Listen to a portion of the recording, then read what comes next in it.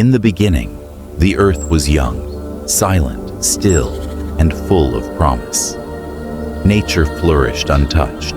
Birds filled the skies, rivers ran clear, and trees whispered in the wind. Humanity began to grow. Men multiplied across the earth, and daughters were born to them. Beautiful, graceful daughters. But as mankind increased, so did something darker: pride, selfishness, and a hunger for power. A quiet corruption took root in the human heart. It was during these early days, long before Noah, that something descended from the heavens. From above, God had sent powerful beings called the Watchers to observe and guide mankind. They were majestic, radiant, and mighty, not ordinary angels, but sentinels. Yet over time, their purpose shifted. As they watched the daughters of men, they became captivated by their beauty. Their leader, Semjaza, hesitated. He feared the consequences. I'm afraid I'll be the only one to do this, and you'll leave me to bear the blame alone. But the others, 200 in all, swore an oath together on a plain near Mount Hermon. By this oath we bind ourselves. None shall retreat, none shall deny.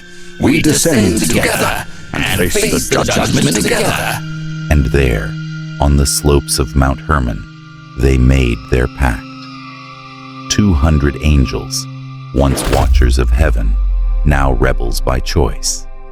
Their oath sealed not just their fate, but the fate of the world.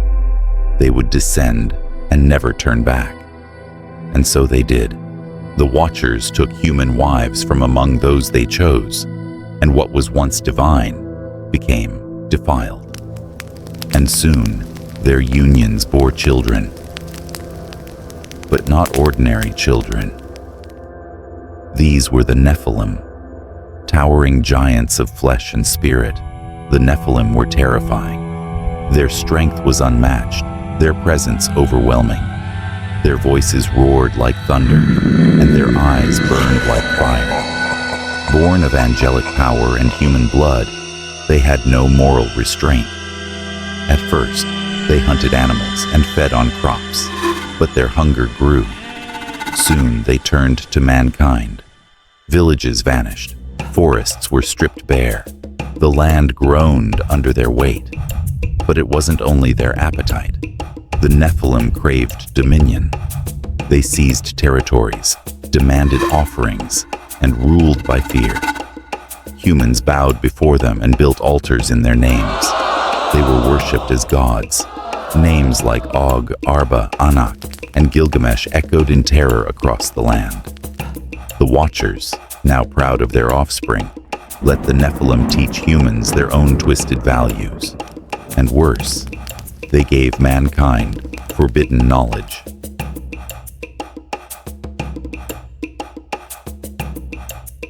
Azazel taught men how to forge weapons, swords, shields, armor.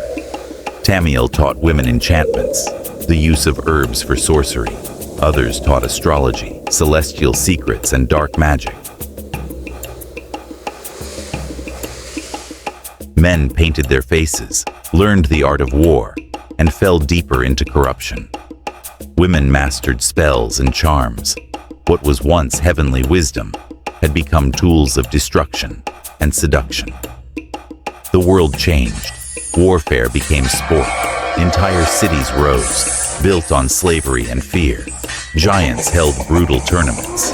Human skulls were used to build walls. Culture glorified violence and cruelty. And nature itself began to break. The forbidden knowledge was used not only on men, but on animals. The Watchers and corrupted humans began experimenting with life itself.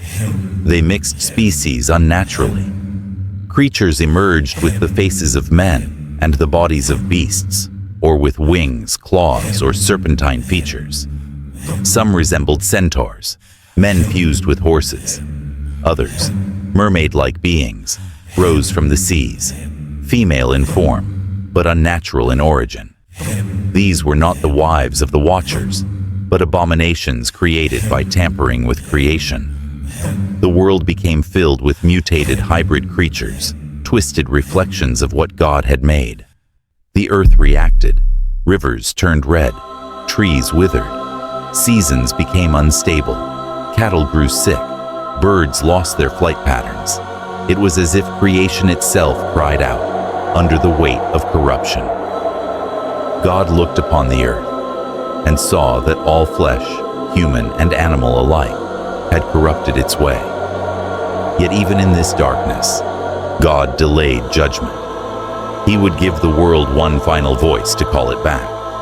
That voice was Enoch, a descendant of Adam through Seth and the great-grandfather of Noah. Enoch walked with God when no one else did.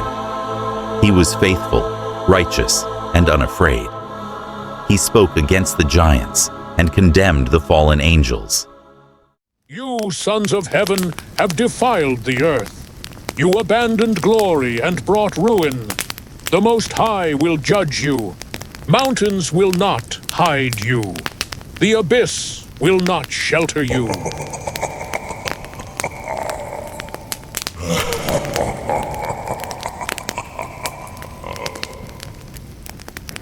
The people mocked him.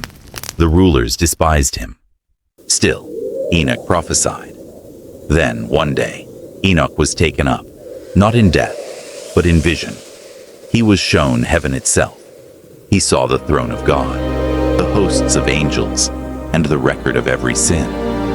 He saw the coming judgment. When he returned to earth, he warned the fallen angels. The stars will fall. The heavens will open. The Lord's armies will descend. The Nephilim will be destroyed. And you, the Watchers, will be cast into the abyss. Terrified, the Watchers begged Enoch to plead on their behalf. They handed him scrolls, written petitions, begging God for forgiveness. Enoch returned to heaven and presented the plea. But it was too late. God rejected their petition. Judgment had been sealed. When Enoch returned, his face was heavy with sorrow. You will have no peace. Your children will fall. You will witness their end, and nothing can turn back what is coming. And for the first time, the Watchers were afraid. Yet on earth, the Nephilim continued without remorse. In their pride, they turned on each other. The great giants who once ruled the world now battled for supremacy. Bloodlines clashed. Civil wars broke out among the giants. Cities fell by their own hands. Valleys ran red with blood, not just of men, but of the giants themselves. The empire they built on fear was now collapsing from within. Humans caught between the wars cried out, not to God, but to deceptive spirits. Demonic forces seized the moment, whispering lies, offering false salvation, dragging humanity even further into ruin. The world was tearing itself apart. But in the midst of this chaos, a new figure quietly emerged. His name was Noah. He was not mighty. He had no army. But he was pure. His lineage was untouched by corruption, and his heart remained faithful. While others bowed to giants or summoned spirits, Noah walked with God. He worked the land with his hands, but his eyes were fixed on heaven. As the world descended into chaos, Noah remained a man of peace, of obedience, and of faith. And one night, as he slept beneath the branches of an old fig tree, the presence of God came to him. A holy light surrounded him, not fire that burns, but glory that glows. The end of all flesh has come before me. The earth is filled with violence. But you, Noah, have found favor in my eyes. And with those words, the plan for deliverance began. Noah would be the start of a new beginning, one righteous man against a world lost in darkness. But this time, heaven was not coming to speak. It was coming to cleanse. The judgment was near. but so was the ark.